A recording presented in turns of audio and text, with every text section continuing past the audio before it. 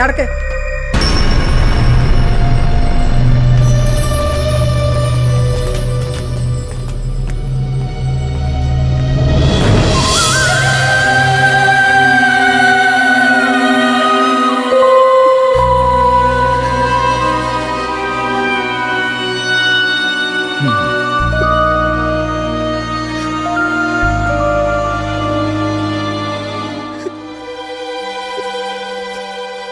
ധൈര്യം കൈവിടരുത്.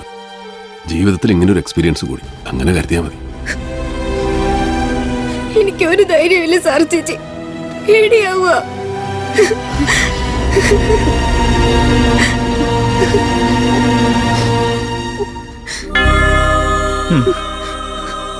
ഈ ബൈബിള് വെച്ച് ഒരാശ്രയത്തിന് ഇതിൽ മനസ്സ് മുഴുകുമ്പോ ഒരു ധൈര്യം കിട്ടും.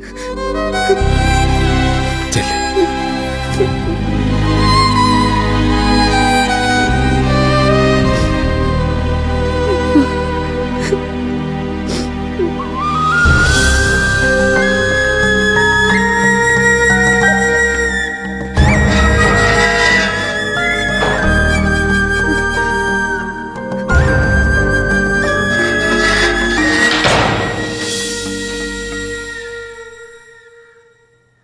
പോളിന്റെ മകനെ കൊന്നതുകൊണ്ട് ലാഭം ആർക്കാ? ആ വഴിക്ക് ആലോചിച്ചേ. ലാഭമെന്ന് പറഞ്ഞാൽ കടുത്തുരുത്തി രസ്യത്ത് അത് കണ്ണുവച്ചവനായിരിക്കും. അപ്പൊ അത് നഷ്ടപ്പെട്ടവനോ? അത് പ്രതികാരം കൂടാ. ഇരുന്ന കസേരന്ന് പിടിച്ച് പുറത്തോട്ടിട്ടതിന്റെ അരിശം. അതായത് തനിക്ക് കിട്ടാത്തത് നീയും തിന്നണ്ടെന്ന്. അപ്പൊ ഉമ്മച്ചൻ തന്നെ. ബെന്നി പോളിന്റെ കൊലപാതകം തിരക്ക് വേറൊരുത്തം നടക്കുന്നുണ്ടല്ലോ. അവന്റെ ചേട്ടച്ചാര് സേവിച്ചൻ. അവനെ ഒന്ന് കണ്ടാലോ? അവൻ ഇരിക്കുന്നിടത്ത് പോയി അവനെ ഒന്ന് കാണാം.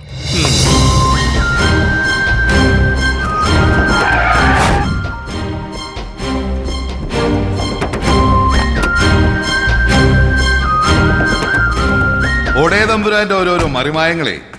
എന്റെ പിള്ളേരെ മീൻ മാർക്കറ്റിലിട്ട് നീ തല്ലിയന് നിനക്കൊരു മറുപടി തരല്ലോ എന്ന് ആലോചിച്ചോണ്ടിരിക്കുകയായിരുന്നു. അപ്പോഴാ നീ ഇവിടെ. പുലിമടയെ കയറി വെട്ടാൻ മാത്രം ചങ്കുറപ്പുണ്ടോടെ ഇവിടെ നിനക്ക്? ജോസെ, ഗേറ്റ് അടയ്ക്കടാ.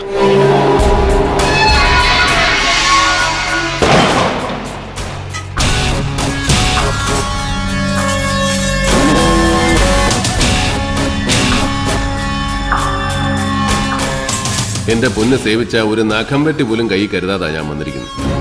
ഇവിടെ നിന്റെ പിള്ളേരുടെ കയ്യിലെല്ലാം ടൂൾസ് കാണുമെന്ന് അറിഞ്ഞുകൊണ്ട് തന്നെ ഒരു കാര്യം പറയാനാ ഞാൻ വന്നത്. പറഞ്ഞേച്ച് ഞാനങ്ങ് പോകും വന്ന പോലെ. ആ ഉറപ്പെനിക്കുണ്ട്.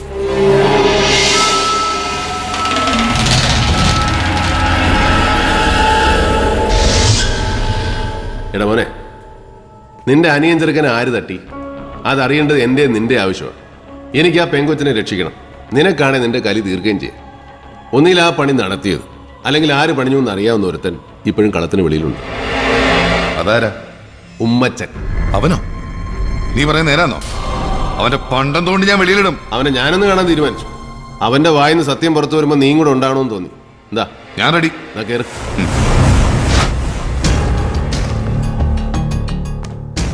പാർട്ടി മുറിഞ്ഞ് 4-5 പീസായപ്പോഴൊന്നും നഷ്ടമില്ലാതിരുന്നത് അങ്ങനെയൊക്കെ മാത്രമാന്നേ MC പോളിന്.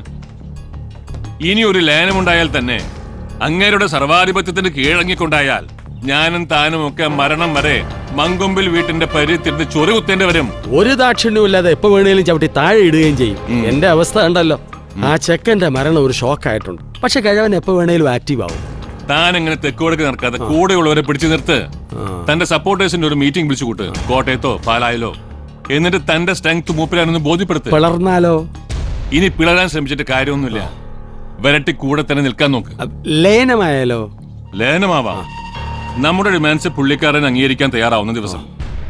അതിന് എന്റെ കയ്യിൽ ചില പ്ലാനൊക്കെ ഉണ്ട്, വഴിയെ പറയാം. ആളൊന്നൊക്കെ 150 രൂപയും ബിരിയാണി പൊതി. എന്നാ ആളെ കൂട്ടി ശക്തി കാണിക്കണ്ടേ?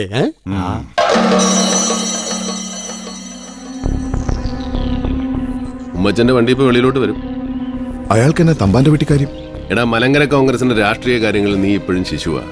നിന്റെ അപ്പൻ എന്ന് പറയുന്ന മലയെ തുറന്നു വീഴ്ത്താനാ ഈ പെരിച്ചാഴിയിൽ ഇടകിടക്ക് കാണുന്നേ. Common factor, common enemy. അത് MC പോള് മാത്രമാ.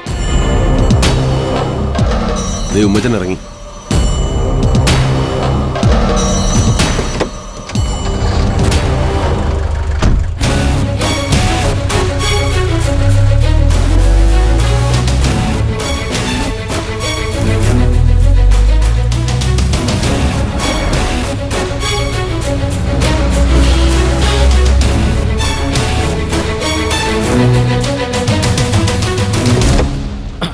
ഡവേ ആ കൈരളി ടി വിക്കാർ വന്നിരുന്നോ? ഇല്ല, അവരെന്റെ ഒരു ഇന്റർവ്യൂ എടുക്കാൻ വരുമെന്നാ പറഞ്ഞിരുന്നേ. ആ അവരാണോ?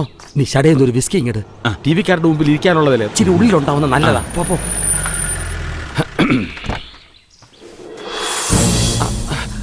ഇതെന്നെ ഇത് സേവിച്ചനോ? ഡേവിഡ് അല്ലയോ അത്? എന്നതാ വിശേഷം? സേവിച്ച മോനെ,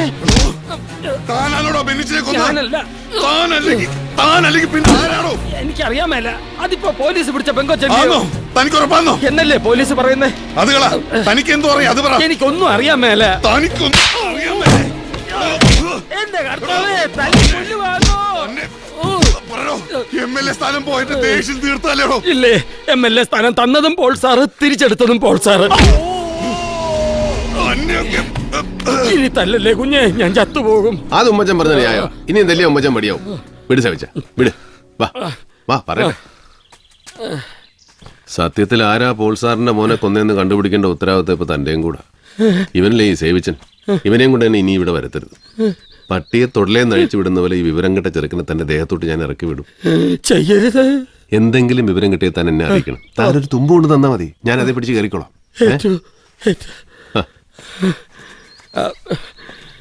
കണ്ണട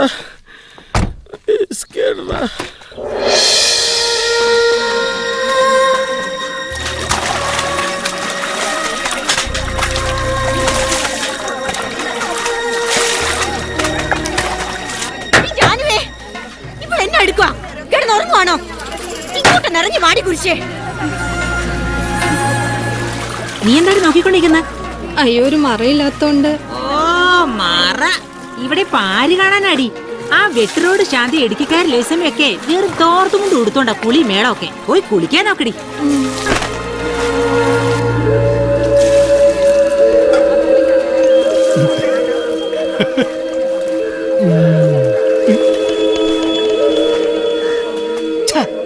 ഇവളുമാര് നേരെ ചൊവ്വയൊന്ന് കാണിക്കുകയില്ലാന്ന് വെച്ചാ എന്നാ ചെയ്യാനാ?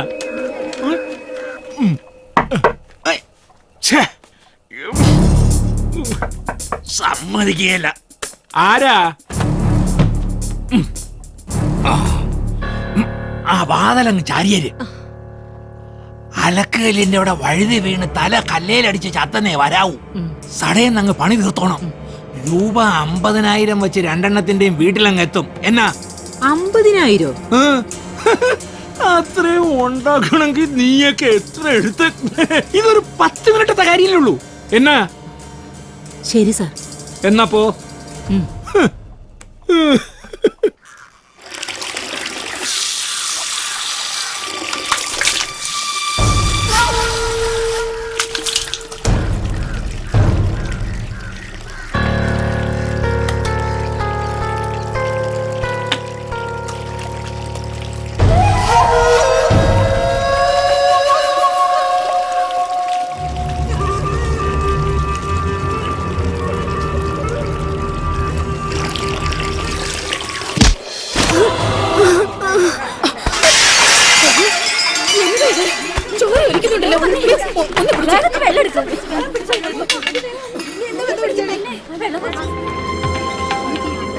വരൂ.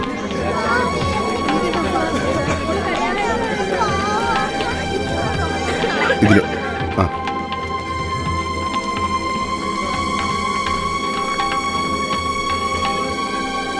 ആനിയുടെ കസിന ഒന്ന് കാണണം.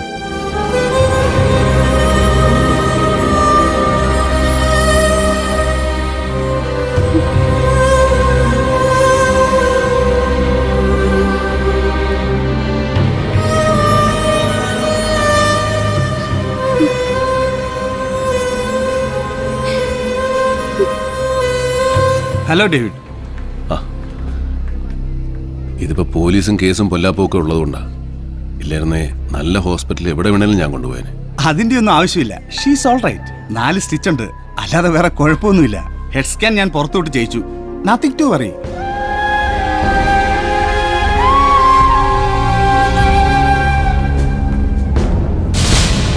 സാറേ, ആ വരുന്ന ചന്ദ്രൻപിള്ള സ്ത്രീകളുടെ ജയിലിന്റെ സബ് ജയിലറാ.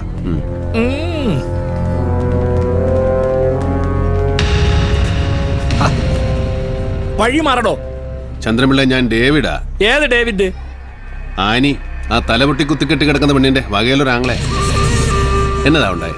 ചുമ്മാ ചളിക്ക് താഴെ വീണതന്നോ അല്ലെ ആരെങ്കിലും തള്ളി താഴെ ഇട്ടതന്നോ? ഒന്ന് പറഞ്ഞേ, അറിയാനാ. ഓ, അത് പിന്നെ സ്ഥിരമല്ലയോ, അത് കാണാൻ വർക്കത്തുള്ള കൊച്ചല്ലയോ. അവളുമാര് മറ്റതാ, ആ ഉദ്ദേശത്തിൽ കയറി കൊച്ചിനെ വളഞ്ഞതാ. അത് സമ്മതിച്ചു കാണുകയില്ല. ആ കശപശയിലാ താഴെ വീണ് തല പൊളിഞ്ഞത്. അത് ഇങ്ങനെ ഡീറ്റെയിൽ ആയിട്ട് റിപ്പോർട്ട് ചെയ്യാൻ നോക്കൂ. പിന്നെ അതിന്റെ എക്സ്പ്ലനേഷൻസ്. അതുകൊണ്ടാ ചളിക്ക് വീണെന്ന് പറഞ്ഞ അങ്ങ് തീർത്തത്. ഈ ടി വിക്കാരെ കൊണ്ട് വലിയ ശല്യം വന്നേ. അവന്മാര് ക്യാമറയും പൊക്കി പിടിച്ചോണ്ട് വന്ന ഞാൻ പോട്ടോ ബ്രദറെ.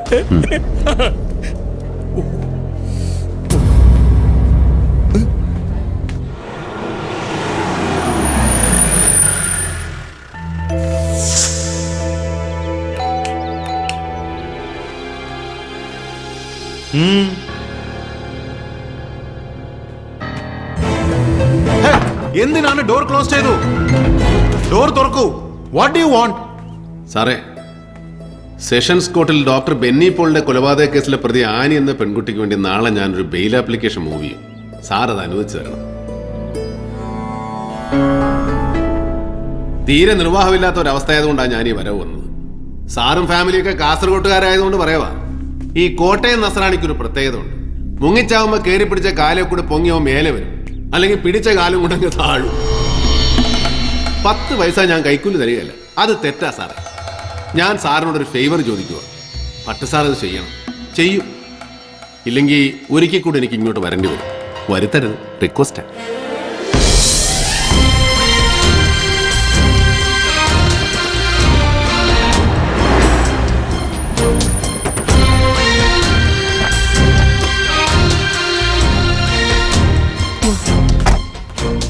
നിന്റെ അമ്മച്ചി കണകുണാന്ന് പറയും. അത് ഞാൻ മാനേജ് ചെയ്യാം. ഇയാളെ പോക്കോ. ധൈര്യമായിട്ട് അകത്തോട്ട് ചെല്ല്. നിന്റെ അപ്പച്ചന്റെ വീടാ. നിന്റെ ജീവൻ ആരോ വില പറഞ്ഞിട്ടുണ്ട്. അതുകൊണ്ട് നിന്നെ സേഫ് ആയിട്ടുള്ള സ്ഥലത്ത് താമസിപ്പിച്ചേ പറ്റൂ.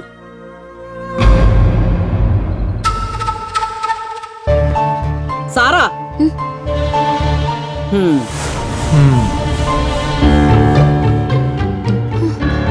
മമ്മി, ആനി കുറച്ചുനാൾ ഇവിടെ കാണും. എന്ന് നീ അങ്ങ് തീരുമാനിച്ചാ മതിയോ? എന്റെ വീട്ടിൽ ആരെ താമസിപ്പിക്കണമെന്ന് എന്റെ കാലം കഴിയും വരെ ഞാൻ തന്നെ തീരുമാനിക്കുന്നേ. ഈ പെണ്ണും പിള്ള കൊട്ടേഷൻ കൊടുക്കാൻ ഞാൻ പറഞ്ഞാന്നേ. ഇവൾക്കും കൂടി അവകാശമുള്ള വീടായത്. ഉവേ, അത് ഏത് വകുപ്പിലാന്നാവോ ഞാൻ അറിയാത്ത ഒരു അവകാശം. ഇവൾ എന്റെ പപ്പയുടെ മോളാന്നുള്ള അവകാശം തന്നെ. എല്ലാവർക്കും അറിയാവുന്ന ആ സത്യം മമ്മി മാത്രം അംഗീകരിക്കാതിരിക്കുന്നതുകൊണ്ട് കാര്യമൊന്നുമില്ല. ഞാനാ ഇവളെ വിളിച്ചോണ്ട് വന്നത്. അകത്തോട്ട് കയറ്റില്ലാന്ന് വാശിയാണെങ്കിൽ കൂടെ ഞാനും ഉറങ്ങും. വേണ്ടാടി, നീ ഇവിടെ തന്നെ നിന്നു. നിനക്കിഷ്ടമുള്ള ആരെയെന്ന് വെച്ച് ഇവിടെ പാർപ്പിച്ചോ. ഞാൻ പോയേക്കാം. അത് നന്നാവും. കൊച്ചമണി ആന്റി എവിടെയെങ്കിലും പോയി കുറച്ചു ദിവസം ധ്യാനത്തിൻ്റെ. പിള്ളേർ രണ്ടും കൂടെ ഇവിടെ മനസമാധാനത്തോടെ കഴിയട്ടെ. സാറാ, ഇതുപോലുള്ളവരെ വിളിച്ചോണ്ട് വന്ന് എന്റെ വീടിന്റെ നടയിൽ നിന്ന് എന്നോട് വേണ്ടാതിനം പറയിക്കുന്നത് എനിക്ക് നല്ലതിനല്ല. അമ്മച്ചി, ഞാനൊരു വേണ്ടാതിനം പറഞ്ഞില്ലേ, നിങ്ങളായിട്ട് പറയിപ്പിക്കായിരുന്നാ മതി. സാറാ, എന്ത് വേണം? ഒരാഴ്ച മുഴുവൻ ഇവിടെ താമസിപ്പിക്കാൻ എന്റെ വീടല്ല, വീടുകളുണ്ട് കോട്ടയം ടൗണിൽ. ഡേവിഡ് പോയിക്കോ. ഇവൾ എന്റെ കൂടെ തന്നെ കാണും. ഇനി മമ്മി ഇറക്കി വിടുകയാണെ ഞാൻ വിളിച്ചു പറയാം. 2 സാക്ഷികളെയും കൂട്ടി രജിസ്റ്റർ ഓഫീസിലോട്ട് വരണം. അവിടെ വെച്ച് നമ്മുടെ കെട്ട് നടത്തി നമുക്ക് ഡേവിഡിന്റെ വീട്ടിലേക്ക് പോവാം. അതേറ്റു സുഖം. വണ്ടി എടുക്കാം. ഓ, അപ്പൊ എല്ലാം പറഞ്ഞ പോലെ.